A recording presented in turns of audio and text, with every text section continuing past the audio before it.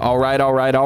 Welcome back to the Musicians Talk Show podcast, episode 11. How you doing, Matt? I'm doing good, man. How's everybody doing out there? We're going to listen to an awesome podcast. Awesome podcast by none other than Doug Rausch. Man, this episode, and I don't say this about a lot of episodes, this episode blew my mind. Yeah. And I mean, jam-packed. 3 minutes into the episode, Matt and I look at each other and go, whoa, yeah, this is going to be amazing. Buckle up. Yeah, that's a great way to put it. Lots of awesome information coming at you. Buckle up, man. Super smart guy. Doug is the smartest guy you will ever hear talk. He's the kind of guy that talks and makes you feel dumb. Yep. No matter how smart you are. Yep. And that's not a bad thing. It's a great thing. Not at all. We love that about him, and I think you guys are going to love everything he has to say too. So let's all get on board and join the campaign to save music history, which we talk about quite a lot. And here we go. Let's hear it from Doug himself.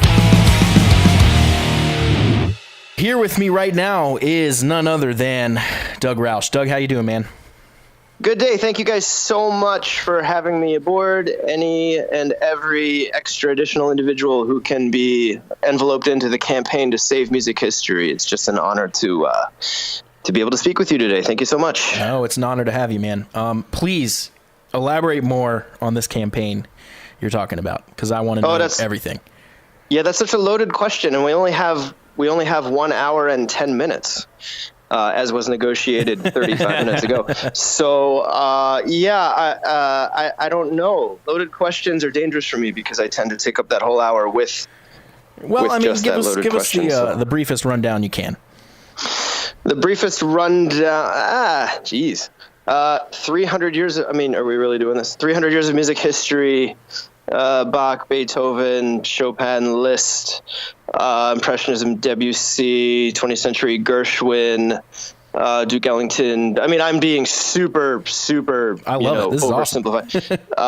Beatles, Queen, who, I need to really be prodded to just get on from Queen because I can spend 10 hours on that.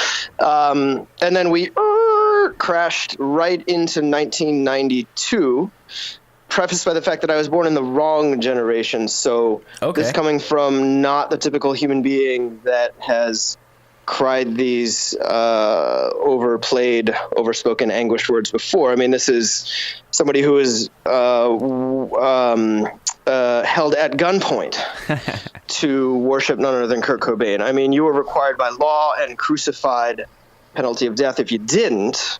That was my generation, who completely stopped music history in its tracks and initiated the process of the de-evolution to, I'm boring you to tears. I feel terrible. No, this is great.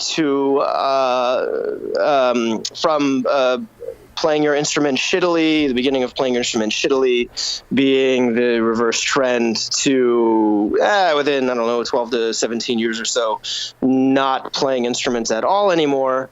There's many components, as my music degree will tell me, or a quick Google search will tell you, that goes into what sound is, what music is. There's pitch, there's pitch and rhythm. There's harmony. There's melody. There's spatial placement, which is where does the sound or sounds that you're experiencing hit you in relation to the dimensional spectrum that your brain perceives it to come out of. Anyway, blah, blah, blah. You move along. You finally find this word called timbre, Timbre. My mom's a French teacher. She would kill me if she heard me pronouncing it that way. But anyway. That's how I've always said it. Timbre refers to the quality or character, the nature of the tone. So I sing the same note, la. You sing the same note, la. Your girlfriend sings the same note, la. A trumpet player plays that pitch. A guitar player plays that note. Even a drum is tuned to that note. Anyway, on and on and on. But they all sound different. Why is that? It's because of a word called timbre, which has to do with the overtones or formants or harmonics involved in the cumulative net result that is that particular tone. Music history took that de-evolution lopsidedly pushed, relying too heavily with a crutch onto that word timbre, evolved into today as we know it. It's been sort of stuck there. I love timbre.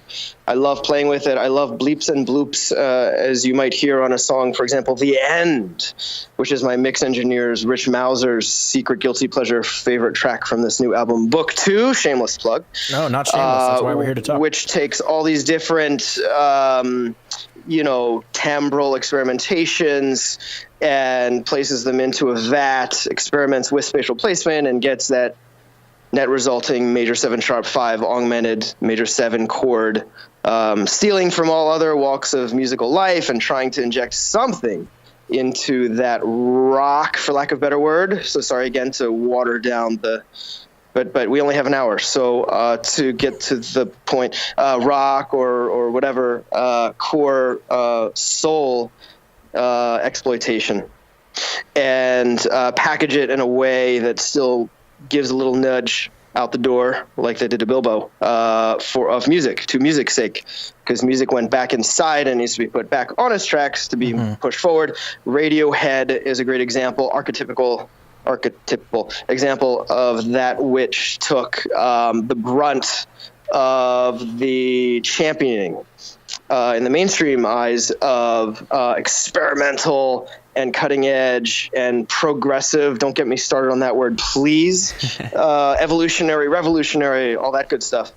Again, but anyway, now we have a music business or a music industry that is, we have the recipe for the perfect storm that's been in place. The naysayers will counteract that by saying we've never been in a better poised position to push music forward because the labels don't have the stranglehold on you anymore. Right. That debate is raging forever. I really don't want to hog up my own time, throwing more to the fire with that. Yeah, that's one we debate regularly. So yeah, that's right on top. Yeah, I mean, I know it's not totally off topic, but at the same time, I don't want to just beat the dead horse.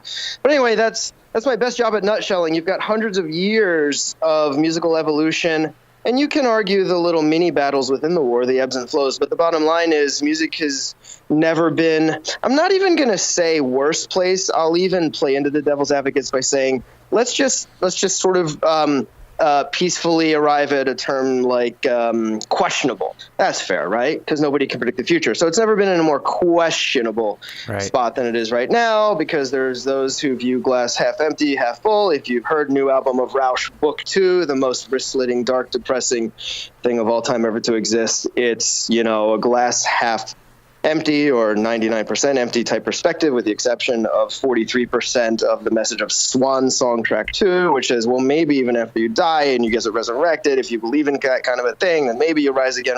So even if you die, it's not the end of the world. Bottom line is, music for music's sake, music and business have been on this Vulcan death grip, as Arnold Passman has always said. But the scales have been so much tipped in the past 20-ish, give or take, years or so, that I feel like someone needs to do something about it, but it's offset by the fact that, in fact, I was having a conversation with someone else in the business. I'm not a politics guy, I'm a music guy, so my battle is music. That's where I was put on this earth to do. But he was just, for example, saying until Congress themselves step in, to really do something about certain music laws and things in place, there's unfortunately very, very little that we can do, even in the most sort of overreaching, enthusiastic, well-meaning of us. So, to be continued. Does that kind of answer your question? Absolutely. I don't. So what kind of laws are you talking about here? I don't really know. What needs to be changed? But it certainly, again, I'm not a politics guy, and I don't want to be hated for even saying that. There's no winning that. But no, just with regards to, let's start simple. You've got the Music Modernization Act that's going on right now, which has to do with, the per stream payout, just giving, your Spotify numbers and, just the cold hard figures of things like that, giving that a bump and letting the artist have a shot at with things going at the moment. I mean, who knows what it'll be next week, but at the moment of mid-February of 2018, it's all about streaming. So nobody gets paid, shit. For lack of a better word, you get a percentage of a fraction of a penny per stream. So how does somebody who is not doing the cookie cutter thing nowadays, it's the ongoing debate. I'm sure you guys talk about it all the time. If you're not doing the cookie cutter thing, how do you create a revolution, or at least an evolution, because labels are no longer, and they haven't been for quite some time, of course, as I'm sure you talk about in every single interview, gambling, taking chances on unproven or non-emerged or emerging or younger, whatever your adverb or adjective is, artists. You know, if you can't put 10,000 butts in seats or sell 10,000 copies or whatever the streaming equivalent benchmark is nowadays, the label won't look at you.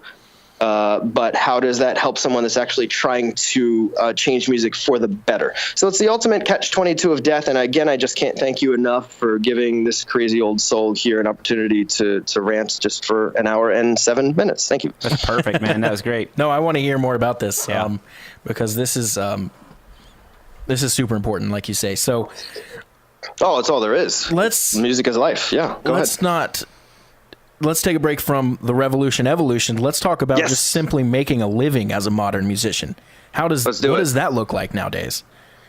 It's everything we've just been talking about. Making a living. There's Patreon, right? Which is this thing that says if you can find a way to get X amount of people to subscribe to you as a person or brand, if you will, then... Or let's even run with that devil's advocate, right? Well, we love and use Patreon right here on this show, so that's a great... Of course. No, and who doesn't? Well, I don't. It'll be happening on my 1,000,000-mile-long to-do list. By the way, I'm sure you guys are aware, because you guys are musicians yourselves. I do my homework. Bravo on your own little corner of saving music history. We're all in this together. Of course. Thank you. God bless you guys. Just in terms of trying to do what one can... it has a lot to do with really just getting everybody together, saying, hey, we're all in this together. It's an ongoing thing. It's a day-by-day thing. The devil's advocate is to say that, hey, wait a minute, because I just finished this whole, I'm not here to plug somebody that's not me, but the whole Ari Herstand book, How to Make It in the New Music Business. It's this 500-page, manifesto, which was perfectly timed to the release of new Rausch album book 2. Which I read over the past several months, and it's like, hey, if you even want a ghost of a chance of in hell of trying to do anything, here's what you have to do A to Z to even be welcomed to the game, let alone stay in it from there. So I just finished the book, and I'm well aware of most of what has to go into it. But if you've listened to some of the music of Rausch, as I've said in a lot of interviews up to this point, what I am, and this is where it all kind of comes together maybe in our interview, sort of like a hub point of our interview is just to say that nothing that I do, it's all well and good, all this backstory and all this philosophy that we're talking about, but with regards to what it is that I do, I need to stop before we go any further. I mean, it's not a forced thing, and it's not I'm trying to do this thing. I mean, it just so happens in my crazy screwed up head that what it is that I do just may be one of the things that can be offered to helping the situation, because I truly believe in my narcissistic, egotistical, perfectionist, workaholic heart of hearts, that what it is that I do is that balancing act of artistic substance or whatever into commercial vehicle, like Queen did, back to the Queen thing, where music business and artists, Donald Passman said the Vulcan Death Grip was at least balanced out a little bit. It's been a very long time since that's been the case. You can argue Muse, but then you fall short of examples after that, and Porcupine Tree and Dream Theater are on down the food chain, but they each have their own niche things. So great influences of mine, all of them. However, besides just these wonderful exceptions to the rule, back to your question, how does anybody that's really, really in it? I saw an interview with Damien from Big Elf, and the cliche question that always gets asked, what's your advice for the up and coming youngsters these days? And me as the quote unquote non-emerged up and comer or whatever, I'm looking at this and I'm his audience, and he's saying, find something else to do. And this is a guy who's wonderfully artistic and all this good stuff. This isn't just like a commercially branded. I mean, this is a guy who's in it for the right reasons and everything too. Right. And it's like what I'm saying is I wouldn't wish on my worst enemy the things I've had to do in the last 8 months to set up this release of book 2. I'm not lying when I tell you I haven't had the chance to log into Pro Tools or log into my hands going physically to my acoustic guitar in 13 months for 1 hour of laying down a lick or a piano note to the next record. So as I've said in a lot of these interviews, I have 50 songs ready to go from that secret radio in my head that I've been stealing from all my life. But it's the execution, it's the fixation in tangible form that takes X amount of time if you are not the quote-unquote garage rock chunka 3-chord 1-4-5 cookie cutter thing, which is the only thing that a label might even look at you for anyway. So again, it's the catch-22 of death. Your guess is as good as mine is my answer, unfortunately, to your question. Yeah. I don't have, let alone all the answers. I don't have any answers, but I'm doing the best I can, and that is, that's including our conversation here. Again, thank you so much, and please ask the next question. I love it. I want to go back to the beginning. How did you get started in music? And I particularly want to focus on your experience with college, with music school. Yeah. So growing up my foolish self, I mean, if you've read the bio, it's exactly as the bio lays out for you. I have the most fluky, sort of weird, unusual story in that I was the 90% statistic that hated piano. I wanted to quit. I wasn't into it. And I love the story about bringing in the envelope to the teacher.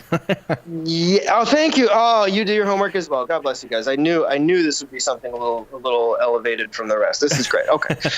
Thank you for the extra 7 minutes you promised me. So, yeah, it's we'll give you as many minutes as you need, Doug. My 1/3. I'm not going to get too personal. If we do additional episodes in the future, then I will. This is our courting session tonight, so I'm not going to get overly because my head is a crazy place, as I know, all artists are. However, yes, it's a true statement that my narcissistic, crazy father, and I'll stop it there. Who was very difficult to coexist with for the years of my life that I was forced to, and that has so much to do. There's a song on this record called Speechless, which has a lot of exorcising demons along those lines that I got out. So if you listen to those lyrics, that has everything to do with that. Anyway, he sabotaged me. The passive aggressive, he's not practicing, so we're going to do this thing where we set up a domino effect that tells the teacher that I'm a pile of shit, and I'm sorry, teacher, I'm the asshole, I'm the fucking piece of shit that's not practicing, really, I'm just a fucking piece of... Anyway, so I handed the envelope to the teacher, and then it says you're quitting, and then of course young... What was I, 8, 9, 10, right in there years old, Doug Rausch, I get all red in the face because I'm a 4.3 GPA narcissistic, perfectionistic, workaholic nerd that, by the way, much easier for me to get an F in class than a B+. I mean, talk about all or nothing. And from school teacher background, it was unfortunately all the A+. I would have killed to get an F on something. But unfortunately, I had this light under my butt for God knows why. All my life, and it was, if you don't do perfect all the time, then you're going to hell. At least that was implied into me. My mother, who's the enabler of the relationship, and I have made up since then, and our relationship is kind of this thing where we're working on it and trying to pick up the pieces, and I'll just kind of leave it at that. But we're moving forward, and it's just the kind of thing where I was sabotaged into not quitting. So if you're really, really twisted and want to fuck with me, you can absolutely say that you owe your entire fuel and fire and pursuit of your music to your dad. But it's no different from anyone you talk to talking about their, demons from the past being the fuel. You get it. It is what it is. We can argue till the cows come home. I'd like to go on from that. Anyway, that's the past that has to do with me surviving to the age of, I'm going to say 12 and a half-ish. I got bit by the music bug for no known reason. This is the reason I'm on the planet. I'm here to make music. It's this bizarre thing. If you talk to Tom Waits, if you talk to a lot of these other artists out there, they'll tell you the same thing. It just is what it is. You get woken up at 3:30 a.m. A lot of times you don't go to bed till then anyway, but whatever, 5 a.m., whatever, with these you guys know too. I'm preaching to the choir. You get woken up with these ideas, and songs write you. You don't write them. So anyway, back to my thesis statement. My whole philosophical thing sounds well and good on paper, but the naysayer or troll or hater of the world can come in and say, "Wow, this guy sounds like such a dick, and he's trying to force things. And well, no, if you have the heart to listen this far, which I applaud. I know it's not easy to hear me out, but what I do, it just kind of does come to me naturally. As you hook me up to a polygraph, I will absolutely attest to that. And it just so happens to be what I feel that the world needs now. God, that sounds egotistical and narcissistic. However, if you listen to Rausch Book 2, let alone the debut album self-titled of Rausch, and combine those 18 songs together, you kind of get an autobiographical snapshot of what it is that I'm referring to. Lyrics and music. Music is its best when lyrics and music line up together. You asked me about music school. So my professor and teacher and wise one sensei who saved my life, Dr. Haras Damaras, hello, he's Greek, so I tell you, hello, that's Haras Damaras, the greatest man of all time. He can play circles around me. I mean, he's got 5 PhDs from around the globe, and he just got me my Ithaca College School of Music degree. But awesome, man, yeah, that had a lot to do with going through that phase with him. And one of the many wise nuggets of things that saved my life that came out of him is saying, using an example like Wagner, saying, music is at its best when, because here's the deal, right? Through auditioning musicians that were to play with me, to be in my band, just through the walks of life that I would encounter, you hear such naive stuff, and it's really hard, man. It's really meant, dudes. There's 2 of you. It's really difficult to hear a lot of this stuff. On one end of the aisle, you hear, "Hey, man, that's just math rock. That's just math rock."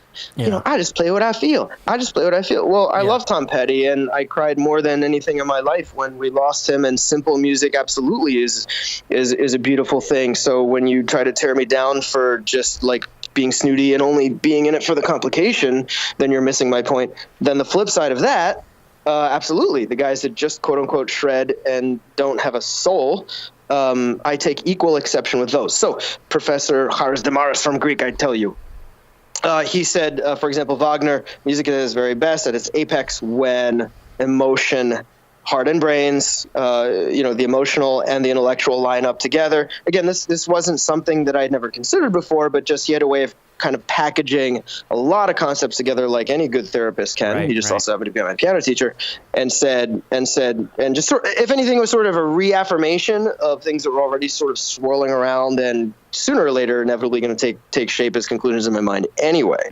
So these ideas of lyrics and music, this is why I can't relate to like someone like Elton John even so much.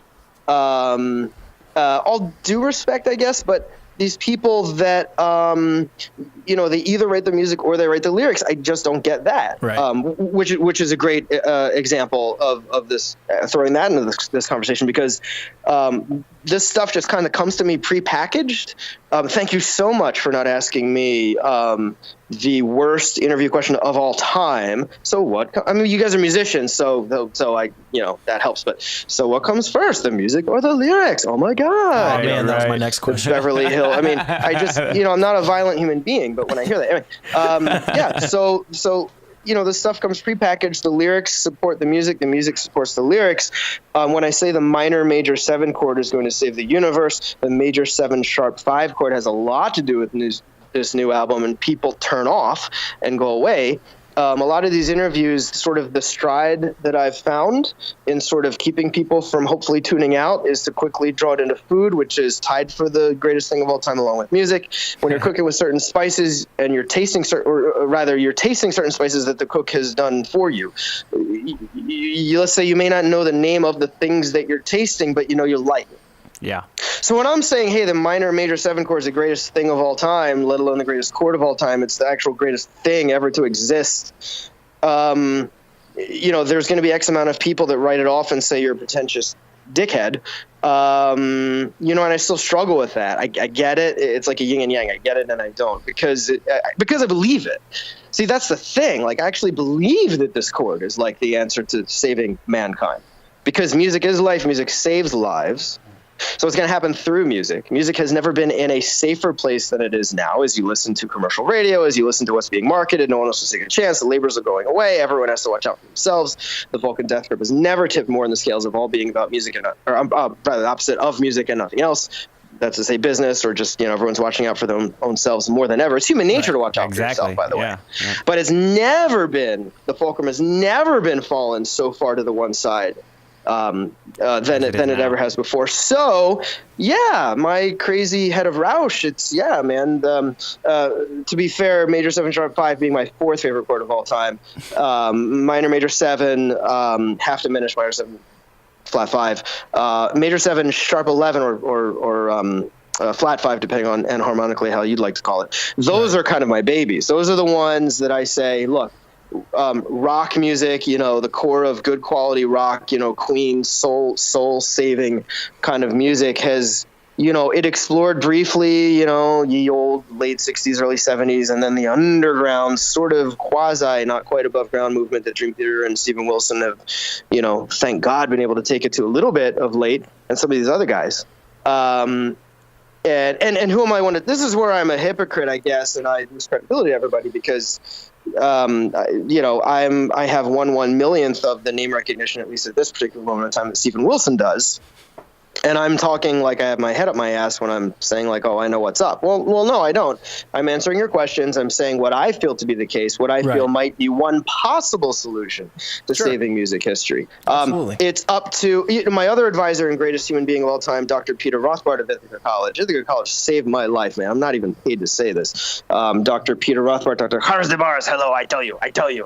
You play legato like my grandmother could trudge through a mile of shit and sound a little more legato than you just said, I tell you. Now let's go have a beer, huh? Love teachers like that. That's great. Yes, greatest man of all time. Dr. Peter Rothbard, also on the recording side, because I had a double whammy of a degree, the recording and piano.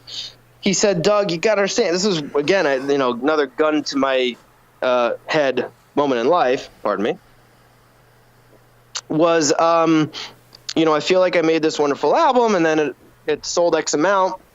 And by the way, debut album comes out late 2009, early 2010, when the economy of America decided to do its thing. So a lot of these things lined up, and not to make excuses, but it was just the worst timing of all time, not to mention being born in the wrong generation, as I offer to you and submit to you. So a lot of these things lined up to make my debut album kind of get swallowed up. Dr. Peter Rothbard comes to the rescue. He's my wise old wizard on the mountaintop. I go to Ithaca for my annual soul cleansing born again thing that I need. I got the gun to my head every October. I'm about to pull the trigger. And he says, whoa, Doug. There's the product. There's the thing that you make. Okay, pause, bookend, separation. Then there's does it make it to the marketplace? And if so, how, and what's that whole thing all about? So he kind of reminded me, there's this separation of the two different things, and the two are completely mutually exclusive. It's wonderful if they both line up, but a great quality, fine. If a great quality art product, is created in the forest and no one's there to hear it, is it still a great quality art product? I'm growing proclaim, discuss, right? Yeah. But that's aside from the point. The point is, I made these 2 records that I have killed myself to make. Sacrificed everything. I sacrificed, as the bio will tell you, and it's a true statement, I sacrificed relationships.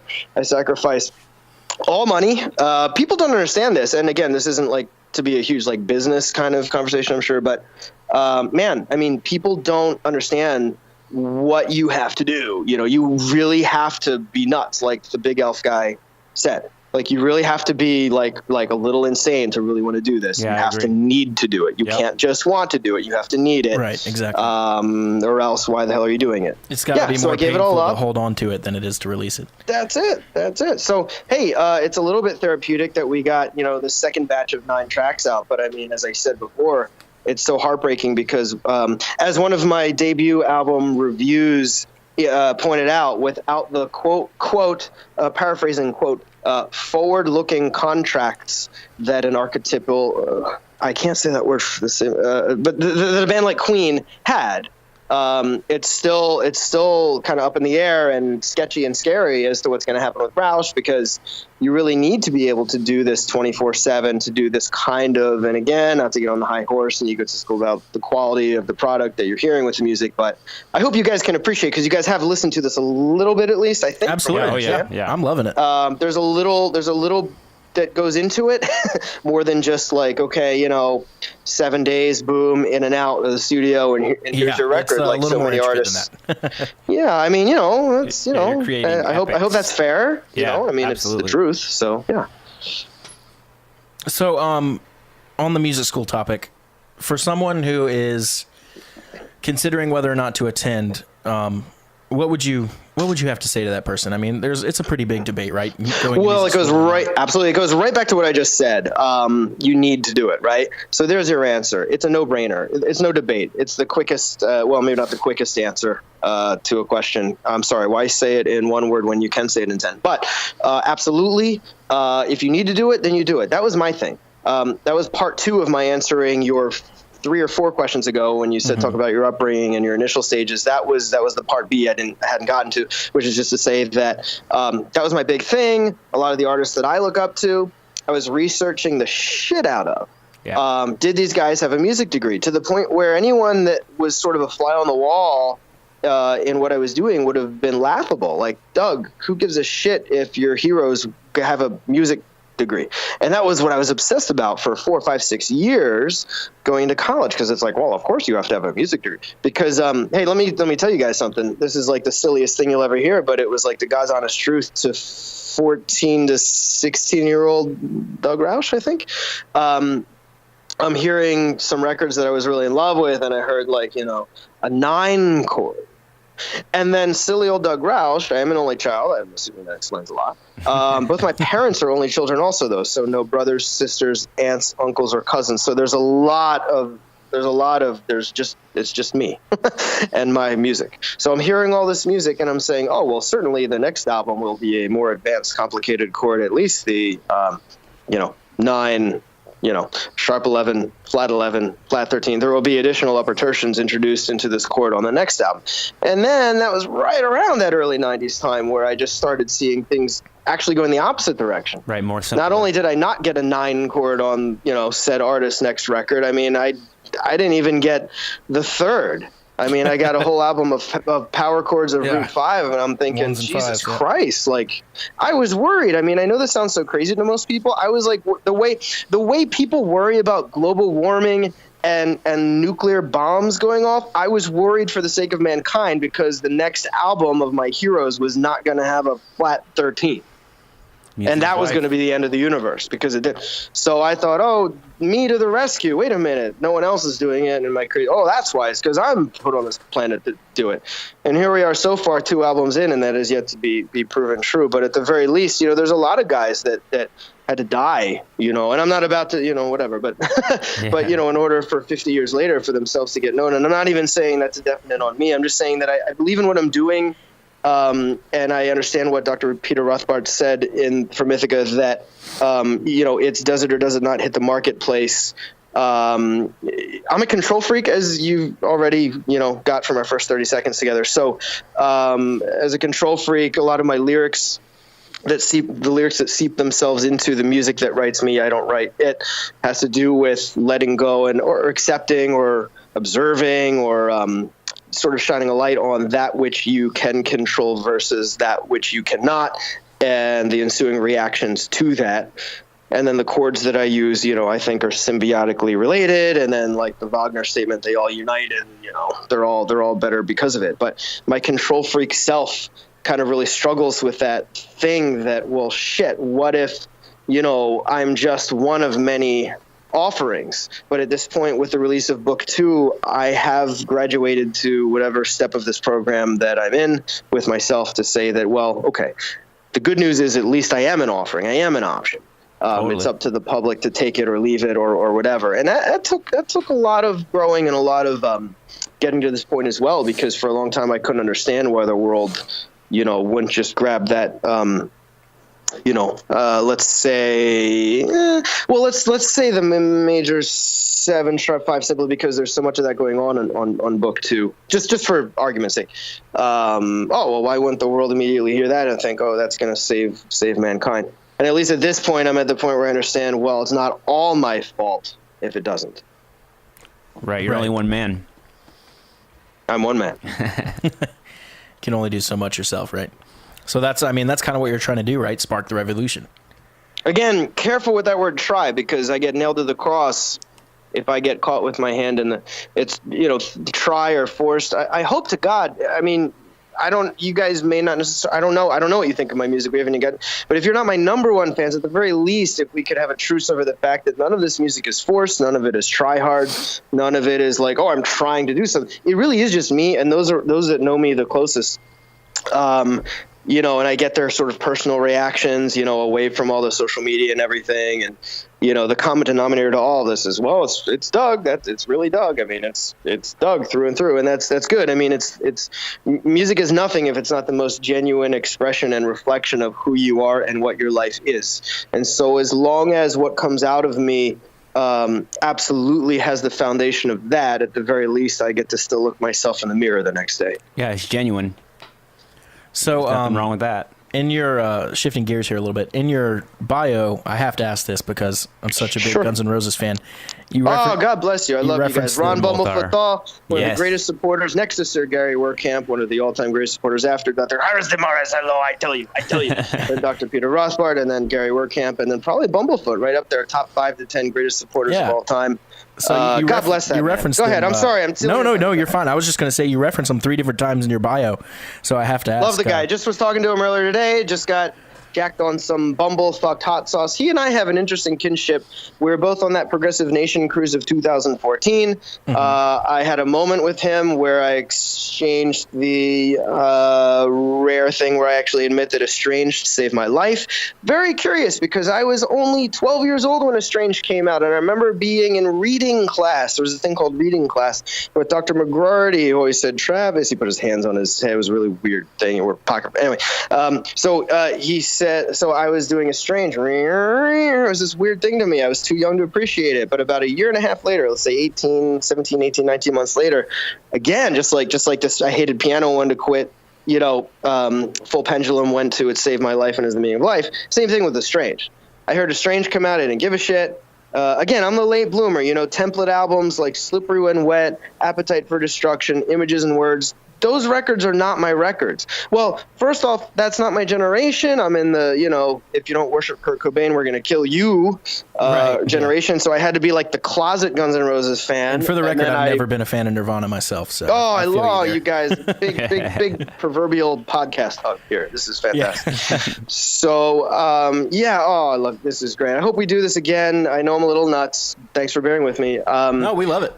Yeah, it just thank you so much. I'm trying to not go completely off the deep end, but it's tricky. It's tricky. Estranged is my favorite song on the Use Your Illusions albums, and it's because of that riff that you just hum there for a second. That is so intriguing to my brain. I'll take it. I'll take it. Estranged saved my life, so I mean, you're probably not going to quite get it. But Estranged, and an album off of the Keep the Faith record of Bon Jovi called Dry County, but everyone strings me up at the cross as soon as I mention that word, so we can move on from that. That's fine.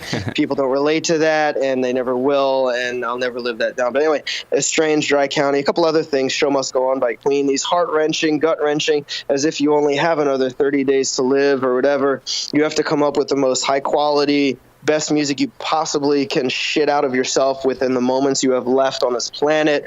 With a gun to your head, what's the greatest possible high-quality music you can get happening? And this is how I live every day of my life.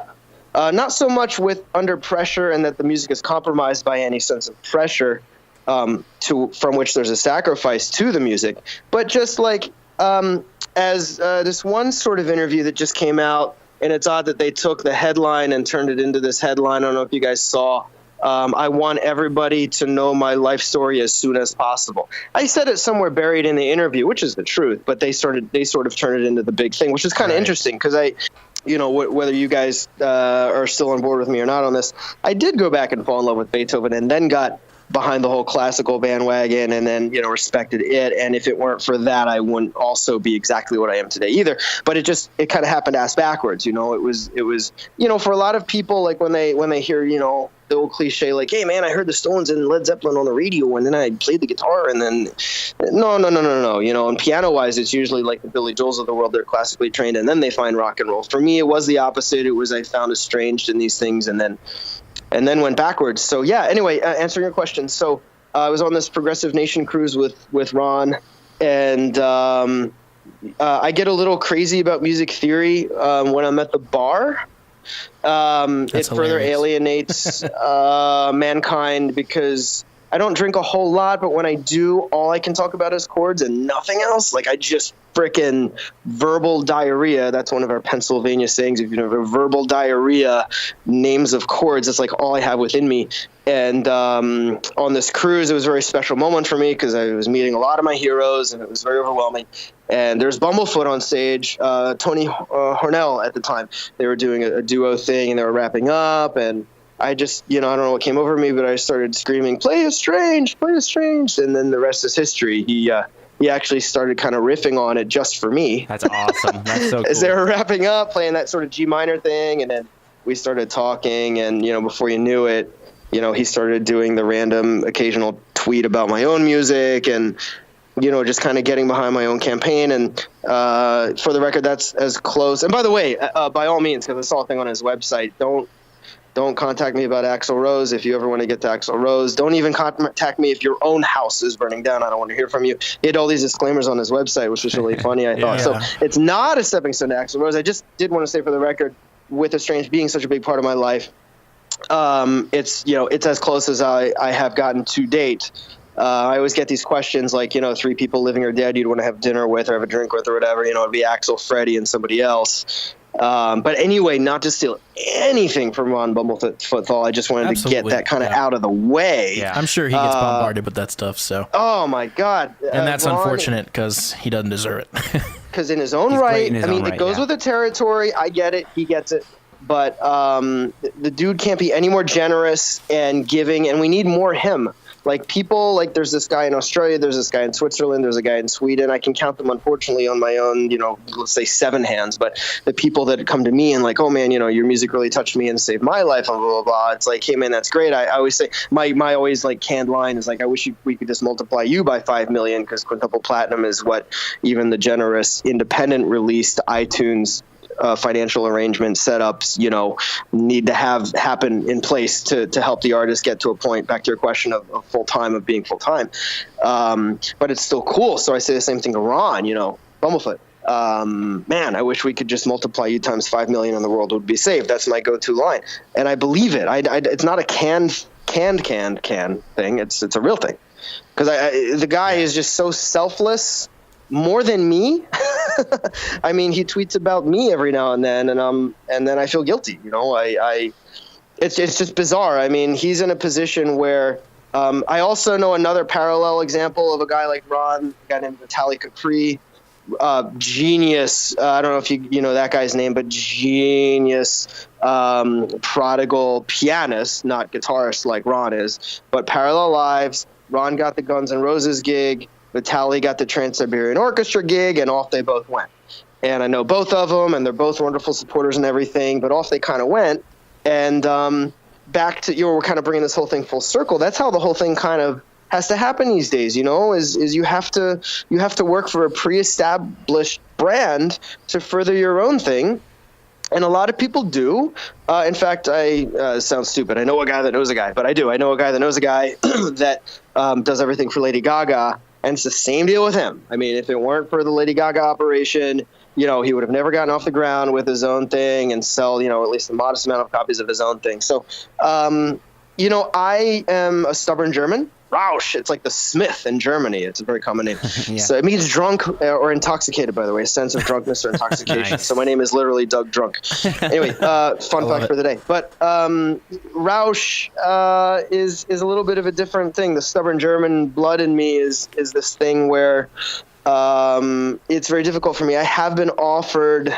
I mean, I'm not going to lie. I mean, I haven't been offered Guns N' Roses, although there's very few things I would actually take on. If I was offered Dizzy's spot, I actually might entertain. But other than that, there's very few things that I think I would. I have been offered a couple different things without naming names to go be the thing, the Bumblefoot or Vitaly Capri thing. I've been offered like, hey, all right, here's your thing. Let's go do it. And I freaking turn it down. And then I and then I have the behind the curtain, self-punch fest with myself, the Jekyll and Hyde, why didn't you do that? And there's 7 Dougs in my head, and there's a crazy civil war. It's a 7-way civil war for those keeping score at home of what's going on in my head. There's a 15-minute epic coming out on the 3rd album, which hopefully we'll hear before another 9 years go by, called Mental, which is all about the 7 Dougs in my head. Anyway, why don't I do what you need to do these days? to answer your question from a few questions ago, join the pre-established thing, get your name going, and then be like, surprise, here's my great music that now I have the platform to get out, and you're all going to have it shoved down your throats, because when I was a nobody, there was no audience to get it to the marketplace, as Dr. Peter Rothbard once said. So the bottom line is, and I mean, I know there's nobody has a crystal ball. Nobody has the answers. If anyone did, we'd have figured it out by now. We do the best we can with the time that's been given to us, as Gandalf says, and you just make the best quality music you possibly can. And that's kind of it. So I'm very proud of this new album, Book 2. So much happened. So much happened that got in the way. I mean, it's the ultimate. I remember, back in the day, the curse of Def Leppard, when you have to lose an arm and lose an alcoholic guitar player. You have to have everything happen to you. And this almost rivaled that with regards of what had to happen just to get my second album out. In an era where there's no Atlantic Records or Geffen Records or whatever even waiting for you, which they won anyway. But until I don't want to say get my shit together, because that's never been the issue. My shit's been together since age placenta or age -5. I mean, if anything, I've ever been 2 together, and that's been the fault. So what kind of obstacles happen? I mean, if it's not come personal. on, that's a cheap shot. That's a cheap shot, Mr. Interviewer, man. You set it up and we hit it out of the park. I set it up. Nah, you set it up. There's a lot. I mean, I don't know where we are on time. I mean, this is a whole 3-hour thing too. The things that happen. Again, some of it's a little beyond the scope of what I'm totally up for getting into at this exact moment. Sure, but absolutely. And also there's other band members that I'd like to make sure are involved in this kind of conversation. I don't want to speak for them or make it seem, and this is as specific as I'll get. It's kind of annoyingly generalizing. Make it come across as though I'm exploiting other people's things for the sake of self-preservation and promotion either. So I hope you can read between lines and understand that there's a lot of that could potentially be in play if I went too far with this. But again, for less tragic extremes, but there's still real life human things. I mean, relationships, yes, have been sacrificed. Just general life things. So you're a human being, you guys, but also anyone that's God knows how, but still listening at this point. You're a human being. So picture yourself as a human being. You're going with everyday life.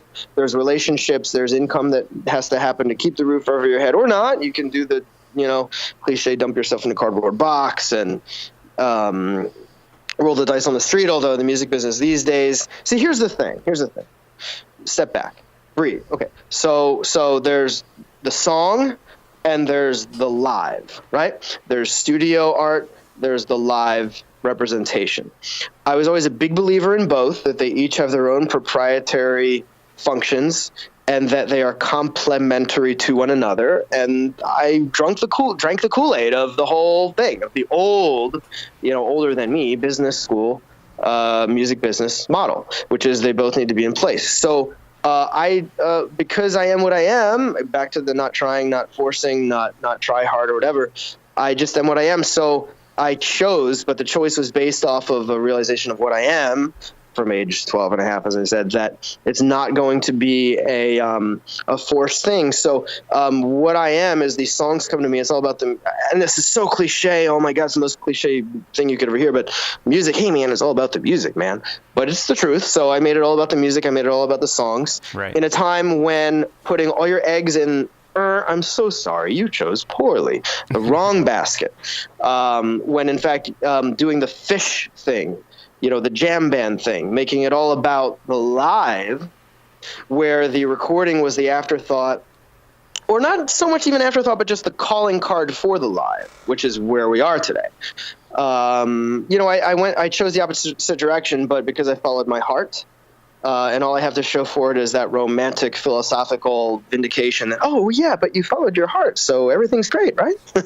But I made it all about the music. So these 2 records, the debut self-titled and the Book 2, at the very, very least, as mix engineer Rich Mauser says, without that, there'd be nothing. So I will quickly follow that up by saying I'm actually kind of pleased and surprised, even I'll go as far as to say, at the response to Book 2 so far. I mean, it just came out, and the response has been a little bit overwhelming. That's a very good sign still as a quote unquote, non-emerged artist, and he's still, I hate to say, painstaking the beginning stages. Response has been pretty strong, to the point where it's been getting to the outer fringes. It's been getting to the metal community, who then makes their criticisms. And it's like, well, wait a minute, I was never marketing to the Cookie Monster people to begin with. So it's kind of cool that like 2 tracks on book 2 actually spoke to the Cookie Monster people. And if they want to bash the other 7, okay. So it's kind of cool that it's having some tentacles go out, in some ways more than I anticipated, which is great. But at the same time, I'm just, I'm doing what I can to make it happen. And then I'm finally understanding. Accepting is still a whole other beast, but understanding of the fact that it's a choice that people can have, this music, to push music history forward in the right direction. Music saves lives, so never will there be a sacrifice to the emotion. At the very base, the emotion, the soulfulness is there, and then the sprinklings of the chordal experimentations and everything is just to enhance, what's in place. So I believe that it's the whole package that serves, the greater good, and I believe in what it is. And again, it's not at the risk of sounding cliche. I just don't give a shit, which is weird because it's not like me to not give a shit. But I just don't give a shit about people that want to take issue, especially at this point, still as a sort of, emerging, young, new, unproven entity. But I will not give a shit. So there's growth there, isn't there? I will not give a shit at those who at this point want to take exception and criticize. Not like I'm beyond listening. I'm always wanting to listen to and hear people out, always. Don't confuse the two. But people that want to, if somebody wants to tear, there have been 1 or 2, I guess, so far that maybe more of the extreme demographic people that want to sort of take issue with the record. But it's cool, man. I'm like, man, I'm so proud of this, especially the new one. I'm so proud of both of these records, but I believe in it so much that it is what it's supposed to be, and everything that I did go through to get to this point. Again, at the risk of sounding cliche for the umpteenth time, things happen for a reason. Everything that happened to get to this point did happen because it needed to. It pisses me off at the ooga booga in the air up there, God or whatever's up there. Why? What's the Family Guy cutaway? Oh, that's just his way of working in mysterious ways. Everything's fine. Love Family Guy. But that's where we're at. I mean, I half killed myself, or 99% killed myself to get to this very moment. So sincerely thanking you from bottom of heart is not a bullshit thing. Please, guys, do understand. Thank you for letting me rant for the hour plus here, because I really do believe in it. To state the obvious. And the fact that even I got your ears on the music for whatever a couple minutes of market research time you felt obligated to do to prepare for this interview, it's all good. And I can honestly say through that market research obligation that I genuinely loved what I heard. And talking to you now is making me decide to definitely go back and for real dive into it as for what it is, the piece of art that it is. Prompting me to follow up by again saying the cliche thing I last said to Ron Bumblefoot. Oh, if we could only multiply you guys by 5 million, the world would be saved. Yeah. No, thank you. I'm terrible at taking. I don't know if 5 million means just be a step in the right direction. Bear with me. I do appreciate that. We love the ranting. We love the honesty. So it's perfect. You're right up our alley for our podcast. Absolutely. So just feel right at home, man. You're in good company. All right, fair enough. I'm getting all vulnerable and shit. So. Good, that's what we like. So I have to ask this. This came up in your bio too, and it really piqued my interest. And correct me if I'm wrong. It seemed like it was some sort of recital for college. You performed November Rain with a 13-piece band. Well, now that was my first quote unquote 15 minutes of fame. This is great. I it's been like 20 some odd years. I'm finally having like my third. I've had 45 minutes of fame. It's fantastic. The November Rain thing was a revolution. Again, I sound like a dickhead, pretentious prick, but I'm just going to do it because Doug's got to be Doug. Yeah, I revolutionized the music school. The reason that's pretentious is because you go and interview people on campus now. Nobody will fucking remember who I am other than Dr. Harris Demarais. Hello, I tell you, maestro, you trudge like my grandmother through a legato pilot. Other than him and Peter and a couple other guys, it's not like anything that's, survived for a decade. Maybe, I don't know. Maybe I'm undervaluing my own self as I love to do. But yes, my classical Brahms, it's not even an opus. It's a WOO, a WOO, work without opus, C minor variations. It's a bitch of a thing. Do either of you guys play piano?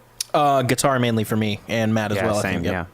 So Beethoven's got this thing called the 32 C minor variations, and holy shit. I mean, Beethoven's a bitch. I love the guy. Mozart's a bitch. Again, this is as controversial as the Kurt Cobain thing, and there's going to get snipers on my roof as I say this, because there's the Kurt Cobain worshippers and fuck you, Doug, and then there's the Mozart worshippers and fuck you, Doug. But I'm not a Mozart guy. I mean, I just got to be vulnerable. I feel like I can be vulnerable with you guys. Not a Mozart guy. But Beethoven, fucking right on, man. Fucking love the guy. So he did this thing called WOO 80, WOO, work without opus 80, C minor variations. I fucking killed myself for 6 to 8 months to learn this goddamn thing with the golden nuggets of technical mystique and improvement. I tell you, this is my Greek, sensei. Yeah. So he made me do it at gunpoint, and then I said, well, wait a minute. If I'm doing this and I'm doing Brahms Opus 79 numbers 1 and 2, which by the way I did, fucking kill myself for that. The Schumann, Liszt is my guy, but Liszt is one of the most treacherous composers of all time. If you're not careful, so I did. Love the guy, right? Good, love you guys, great. We're all one big happy family. So I did this huge freaking, program, and then I said to Horace, I said, look, fuck you. He's like my best friend, right? Fuck you, best friend. Right. You push me this far. I love you, but you are asking me to do umpteen thing number 963,431 that is not required of my degree. By the way, all the other people in the recording program, they just eke by like everyone else in life. I don't want to just, with what's going on in the world, I can't speak out of line or that would be bad. I'm just going to say people that displease me. They eke by life. They're able to get a C minus and eke by life. The last thing I can do besides walk into a Sears Hardware, oh my God, am I allergic to walking into a Sears Hardware? Don't get me started on that. Is get a C minus. I don't know how to do that. I don't know what Sears Hardware.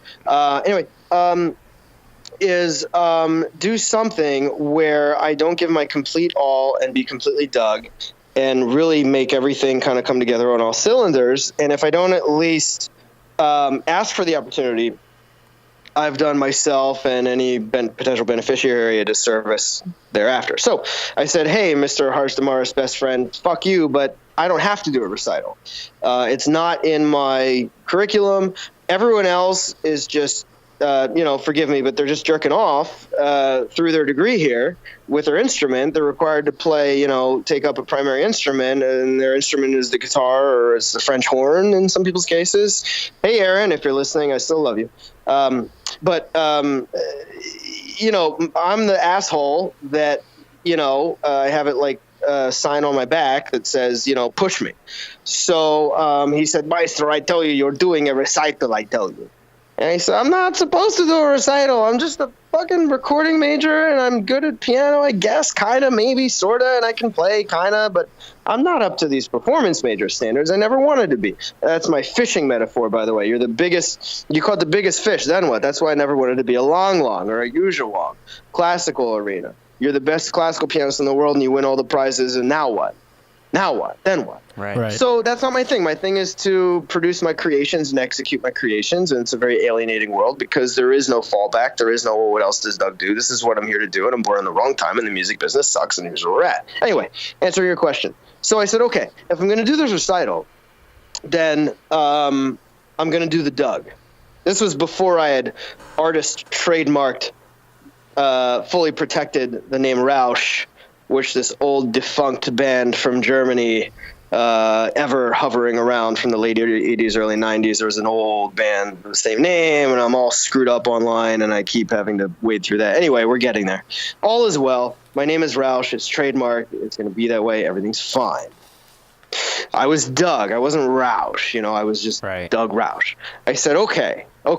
I'm going to do this crazy gargantuan, like kill myself recital for no reason other than that you're Harsh the Mars and you're God and you're making me do it. But here's the thing, I'm going to do the Doug. And doing the Doug is I'm going to do the 45 minutes of hardcore, Beethoven and Liszt and everybody else. But then I'm going to get the full, 13-piece orchestra and band. And, in the User Illusion 2 is the last great, I know this is so controversial, but it's the last great epic artistic thing that came out that had a big, giant, major label budget until Dream Theater were the poster boys of the beginning of the end, and everything went underground from there. So, Estranged, November Rain. So I don't dislike November Rain. I actually respect it quite a bit. It's just, let's admit it. It's simple. I love simple because I love Tom Petty, and that's why I circled back to it and said, okay, it's going to be November Rain. So let's do like the what Axel call it, the 977 horn section, where he gets a bunch of prostitutes to sing backup, and he gets like a random saxophone player and a flute player, and he just finds like 9 billion people to go on stage because Geffen Records is taking a bath in the money. And I wanted 13 minutes where I did the same thing, where I just overbloatedly just had my cake and ate it too, and then some. So I gathered together a bunch of friends and colleagues and students and stuff, and I got the background singers, I got the string section, with a couple of close people at this music school. Ithaca College, it's not the Juilliard or Curtis or Eastman or Oberlin or Manhattan School of Music of the world, but it's like that next tier. It's a very reputable music school. So I was able to get some very, very extremely high quality musicians who, collaborating, we got the job done with the orchestration and the scoring and everything. And we did the full, as the naysayers would say, overbloated, but as I would say, epic, life-saving, meaning of life execution representation of November Rain with full classical music school portrayal. There's been people at these classical recitals, because it was my job to record these at 8:15 p.m. every night. I mean, there's 600 people at this music school. Every night there's another classical recital. I was just another classical recital. Right. But I got the best of the best, and I surrounded myself with the best people, and I said, look, if we're going to do this, let's do it. That's the Doug. I can't get a C-. I can either get an F or a 4.3. So I said, let's do this. So I got together everyone that I could, that I believed in and I thought would stand behind me. And there's people that played Pat Metheny. There's people that played, I don't remember, other kinds of, quote unquote pop rock, whatever, token. Hey, I'm going to do my classical flute recital, and then I'm going to do a 5-minute pop song, and you're going to like it because it's Dave Matthews. No. This is going to be, sorry, Dave lovers, it's fine. We're neutral. I'm Switzerland. But we're going to get everyone together and do something for real. So I got together my recording department. I got together the best musicians I could find in this music school, and I said, let's fucking do this. So I played my 45 minutes of hardcore classical. I would say sold out, which absolutely is pretentious to say because tickets are free. But I sold out. I put this room at capacity. Fucking everybody came, and I plastered. I mean, I don't know if you guys can appreciate this, but I want to believe in you, so I want to say that you can. I plastered the lockers of the classical musical school basement with Axl Rose's face. I love that. That's so cool. I wish I had the photography to prove it. You just got to trust me on this one. I had Beethoven's face, the classical guys' busts. I had their heads. I had the Beethoven bust. I had the Schumann bust. I had this quadrant. Who was the other guy? It might have been Brahms. Whatever. I had 4, and I had Axl Rose. It was fantastic. And then Axl Rose and I had Axl. That's cool. And I had 4 quadrants on a freaking little printout of an 8.5 by 11 thing. And I just koosh these things to every freaking locker I could, wherever. I mean, it was like the old Motley Crue behind the music, where you're just plastering these on foam poles down Sunset Strip. Well, I'm doing this at Ithaca College School of Music, right? That's cool. And it was fantastic. So even like the super prestigious snooty guy, I'm not going to name his name, classical professor who wasn't my guy, even he got a chuckle out of it, and I'm like, wow, if I made him chuckle, I did something right. So anyway, I filled up this freaking hall. Everyone comes, and I do the 45 minutes of stuff, and I get everybody on board, and it was like, the Paris pay-per-view of 1992 that GNR did. It was just, on a much more microcosmic scale, but it was fantastic. So I'm just answering your question. It was full-blown, small scale, but 15 minutes of fame, because even if they're doing Dave Matthews or, God, I can't think of, because there were little simple pop songs that people would do at their classical recitals just to try to be cool or whatever. But this was like, you didn't hear distorted electric, like epic theatric Trans-Siberian, like, frickin' like serious intense rock guitar, blow the windows off the place kind of a thing. When I did that. So I feel as though I accomplished a lot. And it was just ironic. It was my actual 21st birthday, so there's no exaggeration there. So and then actually on my I think it was the eve of my 21st birthday, and then the next night King's X, which by the way, because you guys aren't going to work into the conversation, I'll do it for you. King's X, there's a fantastic quote about King's X that everybody knows. There's two types of people in the world: those who love King's X, those who have never heard of King's X. I always feel, well, up until a couple months ago, I always said I felt like I was, the King's X, sort of spawn. But now I'm finally getting the haters and the trolls, which is great, because if you're not getting the actual pushback, you're really not getting somewhere. So it's cool to see people fucking hate me. It's great. But anyway, I went to a King's X concert. They came to Ithaca the next night. And the cap on the whole thing was the security guy. As I go in, I got my ID. I go into the haunt, it's called, club at Ithaca. And he looks at it like this big, these big giant security guys. Happy birthday, motherfucker! And that was the cap on my whole weekend. It was fantastic, and I'll never forget it. That's cool. Please tell me that's filmed and is available somewhere. Yes and no. The answer is yes. Are we going to release it? Are you going to see it? To be continued. That's the best I can say. Okay. It's shoddy footage at best. So it's one of those, I know it's one of those touchy-feely artistic things, like, Doug, fuck you. Who cares what kind of production quality it is? Put it out. And then there's the sensitive artist guy going, well, I don't know. So that's where we are right now with it. Maybe at some point it'll see light of day, but please respect the fact that I say it's not the absolute top priority at this point. As I said much earlier in this interview, I've got 8 million things still on this laundry list of stuff to get done through this album release process, and that's not at the top, 27 things on the list. So if we can say our piece on that. Yeah, sure. No problem. Well, as we wrap up here, I definitely do want to talk about book 2. See, I knew you were going to. All right. Well, I am flattered that you guys are killing said that, but I do want to dive into some book 2 stuff. So if that's cool, I was hoping that would be 63% of the interview, and you're saying we're done, and now it's an afterthought. It's an afterthought. No, that's what we're the here to album promote. To save mankind that the debut album didn't do. Go ahead, go for it. I'll shut the fuck up. I was going to say, no, that's what we're here to do. So we want to leave the listeners with all of the book 2 information we can give them. But I do want to dive into at least one song. You want to pick one? No, you should do it, because I've taken up enough of your time. Okay, Swan Song. Let's talk about that one. Oh, well, then we'll have to do a second song, because that's a weird choice. It is Swan Song, one of the shorter ones for sure. Yeah, Swan Song. And again, what's your favorite song, Doug? Well, they're all my babies. Right. Yeah, that's Don't why I make didn't me ask. choose from my babies. No, you guys are great. You guys are fantastic. No, it's just weird that because you're who you are, that you would say Swan Song. Swan Song and Good Day are the pair of songs produced by Grammy-nominated legendary Philly producer David Ivory. He got The Roots, their start, and Grammy nominated with The Roots. If you don't know them, they're in the Jimmy Fallon spot house band. They got a sweet gig now, and Hailstorm, So he's a legendary whatever kind of guy on the Grammy board and everything.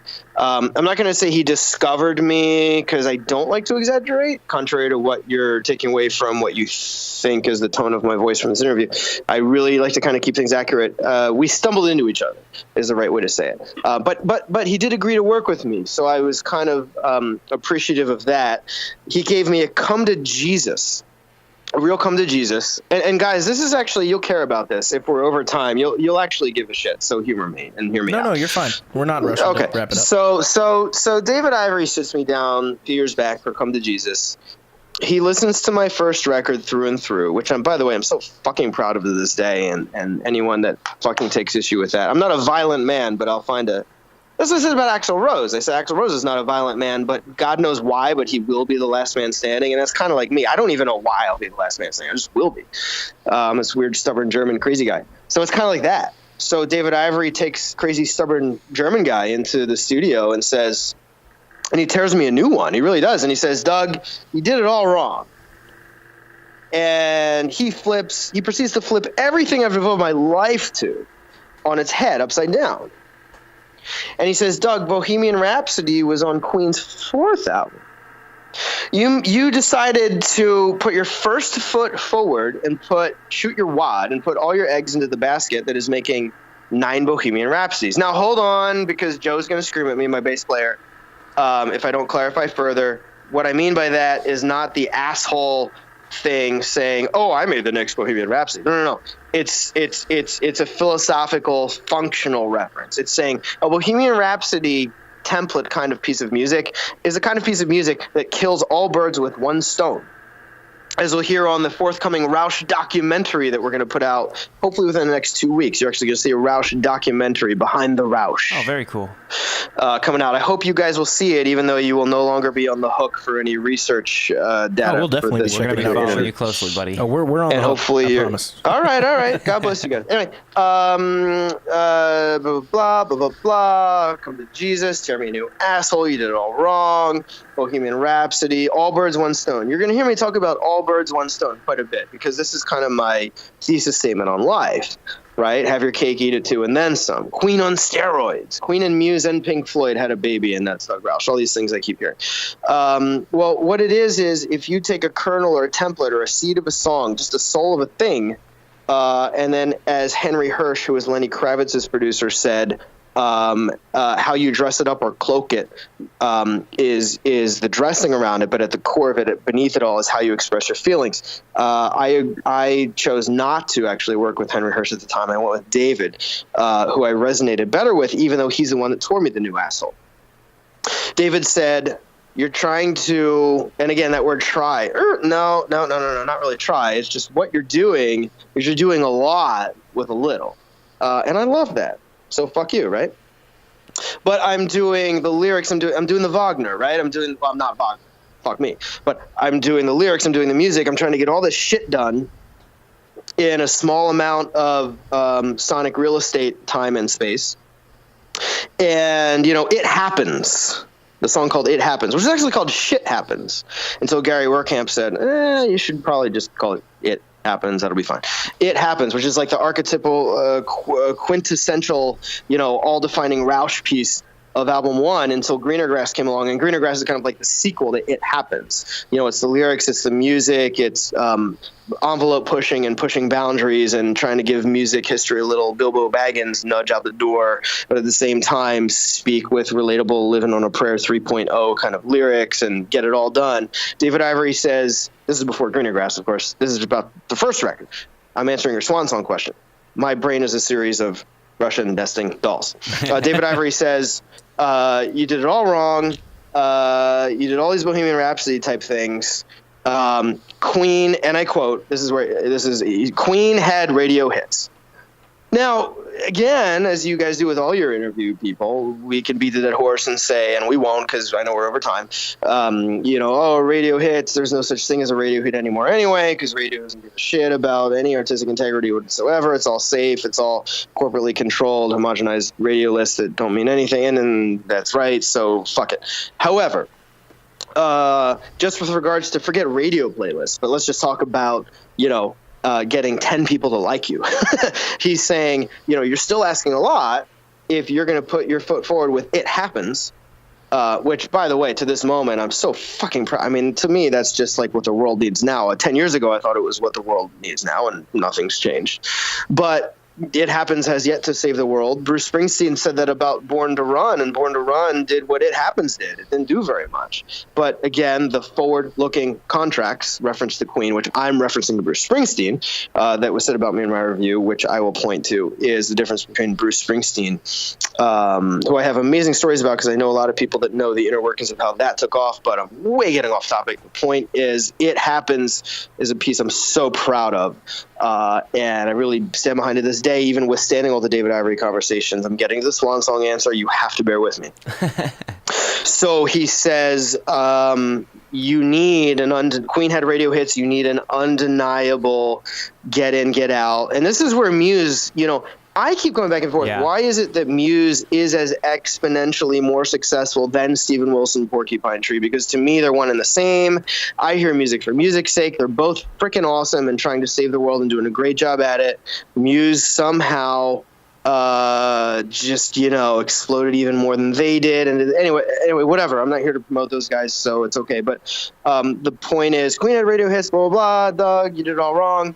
We need an undeniable get in, get out kind of a thing. So we went forward with 2 songs. The first was Good Day, and the second was Swan Song. So we basically back-to-back did 2 pieces of music that, in my opinion, round out what I feel the perfect album should be. The perfect album, if you look at Queen's A Day at the Races, there's a song on there called Long Away.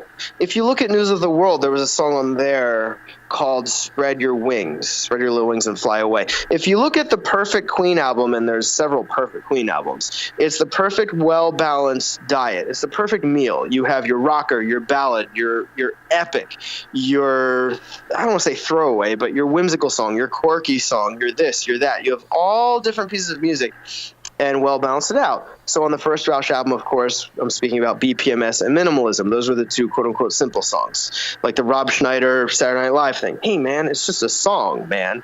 It's just a song. Fuck you. Take your money back. It's just a fucking song. It wasn't just a song. I'm really very hungry. And then back and forth and back and forth. So BPMS and Minimalism were the 2 anchors for that.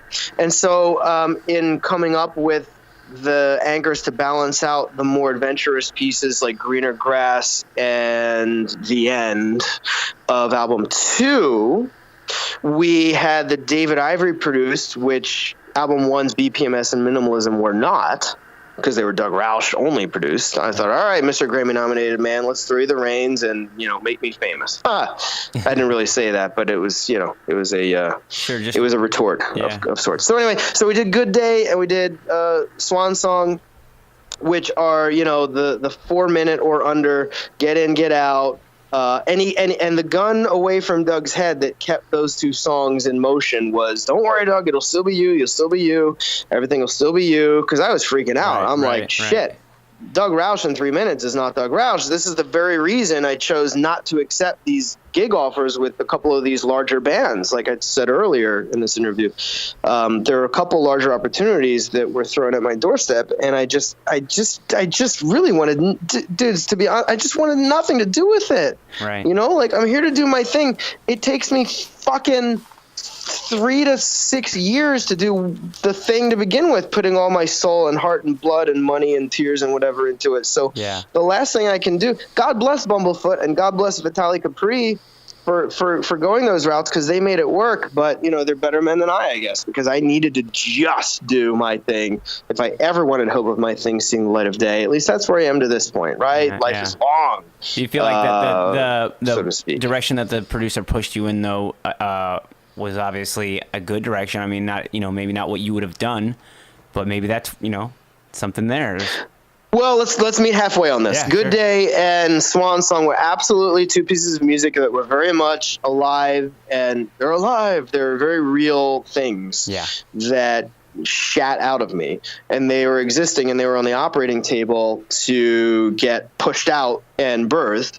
It's just that David Ivory took the 3.5 minutes of Sonata Arctica influence. God, I love that band. Detours of Good Day and the Pink Floyd pedal tone Muse inspired build-ups within Swan Song, which, by the way, if you get at Bandcamp, you'll find the bonus track of Book 2 is, in fact, that very Swan Song demo I'm referring to right now. Nice. Where you'll hear all that build-up that never made it to the final cut, because, as David Ivory kept saying, you're in fucking La La Land. No one gives a fuck. Fuck you, Doug. Fuck you. Anyway, so I said, all right, David Ivory, I'll humor you. I'll give you the half reins, because, by the way, I'm still there. I'll give you the half reins for 2 songs.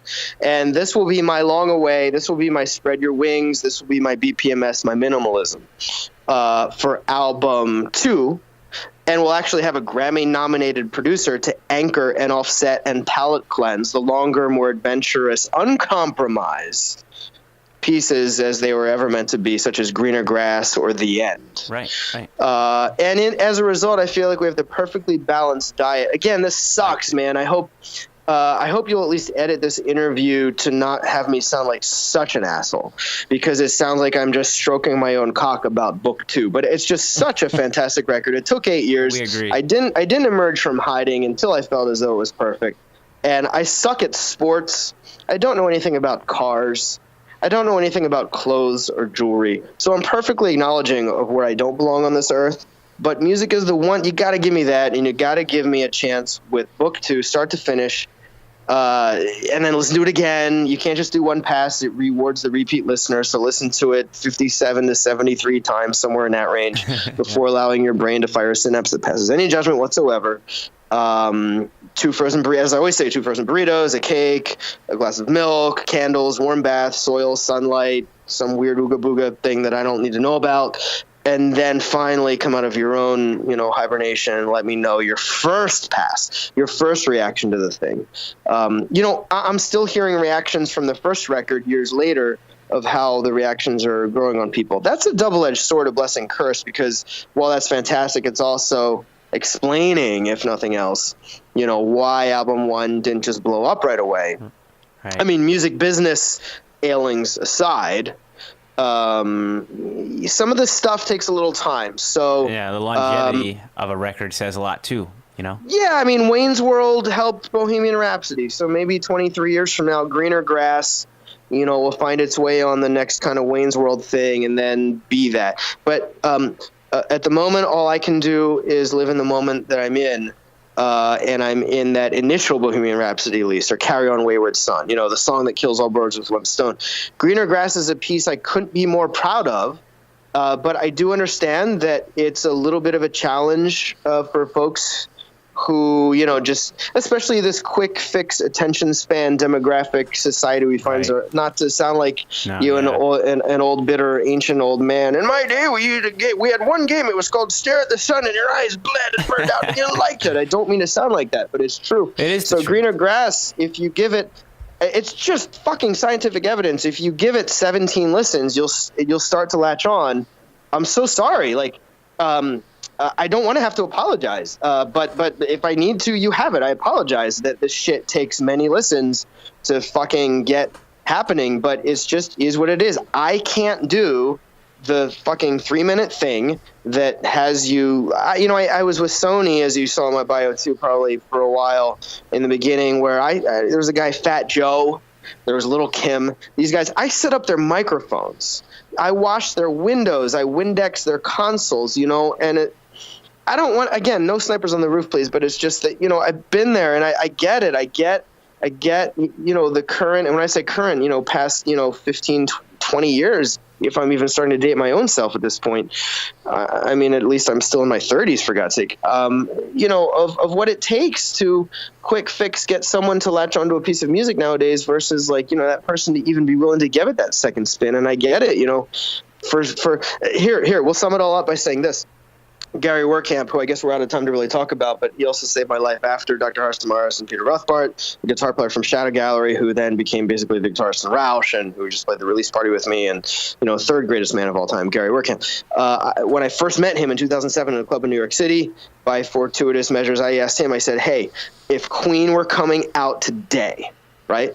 Because 2007 is still, some people may not get that, but 2007 is still more or less, quote unquote, modern current state of music industry, even if it was the more beginnings of it. If Queen were coming out today, and I mean, this question still stands, right? If Queen were coming out today, would they make it? Would what happened in the 70s, with producing an album Day at the Races, letting them make an album like Innuendo, 15 years later, would that career track be able to be set up? That's when he looked me in the eye and he said, God, you hope with Freddie's voice, you hope with that kind of talent. You hope, you think, you really got to think it would. But I mean, the anguish in his voice and thought process to get those words out kind of said it all. There's just no guarantees with where we're at today. So I get that my music is not the most accessible thing in the world. There's some naivete there when I was first putting that first thing out. That's like, I'll just put it out and it'll save the world. And then it didn't. And then you're like, well, wait, why didn't it? So we are where we are, and it is what it is. I can't thank you enough for having me. And even if 3 extra people do this where they listen for this long of a rant, and don't hate me and don't say, wow, what a train wreck of an interview, maybe I'll actually listen to this book 2 thing he's talking about and just humor him, then, we've taken that much of an inch of a step closer to saving the world. Absolutely. And that's all one can ask for. So thank you. Sure. What a noble journey or goal for sure. We love it. We love it. So there you go, ladies and gentlemen. Doug Rausch, man, thank you so much for being on the show. This has been eye-opening, to say the absolute lots of great least. point of view stuff. That's really awesome. Thank you guys for all that it is that you do, and I do mean that from bottom of heart just the same. Absolutely. Thank you. Well, Doug, thanks so much. We are definitely going to be doing a part 2 to this one because there's still so much to discuss.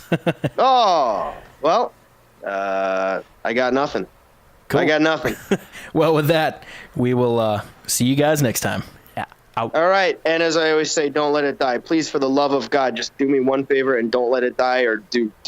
And the non-asshole demographic out there, because this is for you. I make music for the non-asshole demographic of the world. If you're still listening, I know you got to be one. Yes. Because you wouldn't be listening this long if you belong to the demographic of the assholes. And as BPMS goes from the debut of Rausch, there are so many assholes in the world, and we got to band together. So don't let it die. And here's to book 3, yes. which will not be called book 3, but it will live to see the light of day if I have anything to do with it. Thank you. Hey guys, first of all, thank you so much for listening. If you could please take a quick moment to subscribe on iTunes and leave a rating and review. Your feedback seriously is really important, and it helps us keep the show alive. Check out musicianstalkshow.com to sign up for our mailing list. If you do, we're going to send you our main theme song and a few other surprises. Plus, you'll always be the first to know what episodes are coming up. If you want to help support the show so we can keep putting out the highest quality content possible, please follow the Support the Show link at our website and consider donating to our Patreon page. Lastly, if you have an idea for a guest or a question you want to discuss, contact us through any of the contact forms on our website, and we'll do everything we can to make it happen. Whew, all right. That was a lot, but we got through it. Thanks again, guys, and we will see you soon.